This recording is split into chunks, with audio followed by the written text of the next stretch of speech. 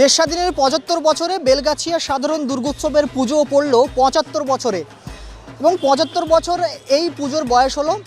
এবছর নতুন করে ৭৫ বছর উপলক্ষে কি থিম, কি ভাবনা জেনে নেব সরাসরি যারা উদ্যোক্তা রয়েছেন তাদের থেকে। ৭৫ বছরের পুজো এবারে আমাদের যেটা ভাবনা সেটা হচ্ছে, তার নাম হচ্ছে দম্ভচূর্ণ।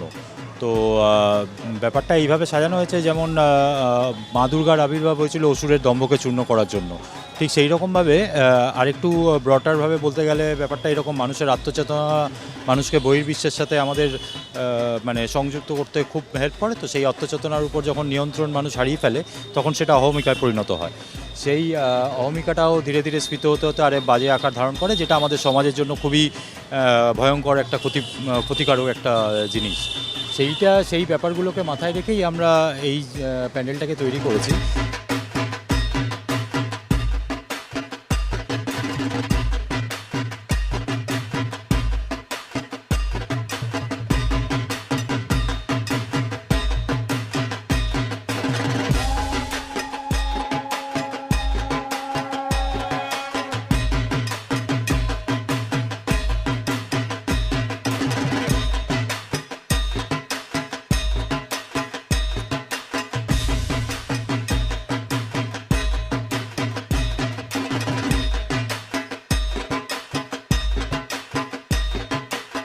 দেখুন, গত 2 বছর মানুষ যেভাবে নিজেদের কষ্টের মধ্যে রেখেছিল, যেভাবে নিজেদের আবদ্ধ করে রেখেছিল, আমরা প্রিপেয়ার ছিলাম যে মানুষ এবার মানুষের একটা ঢল নামবে, মানুষ নিজে অনেক বেশি করে আসবে, তারা ঠাকুর দেখবে, ঘুরবে, বেড়াবে, আনন্দ করবে।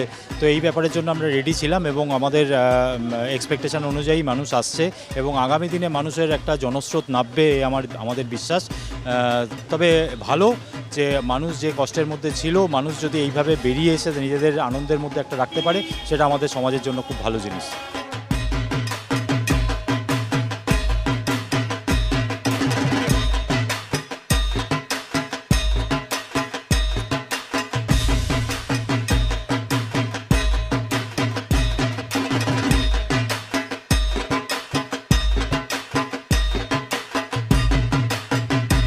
আমরা জাস্ট স্টার্ট করেছি টালা প্রত্যয়, এটা আমাদের সেকেন্ড।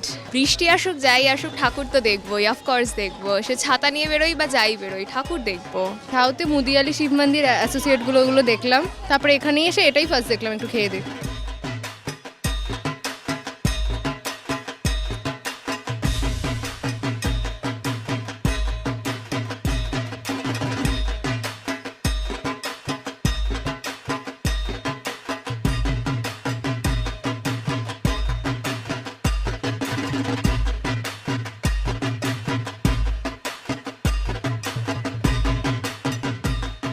৭৫ বছরে পড়েছে টালা পার্কের দুর্গাপুজো, এবং এই বছর তাদের নির্দিষ্ট থিম হলো দম্ভচূর্ণ।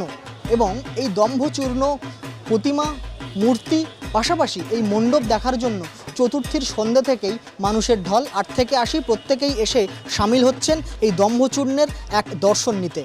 ক্যামেরায় বরুণ ভান্ডারের সঙ্গে আব্দুল আজিজ, ট্রাইব টিভি, কলকাতা।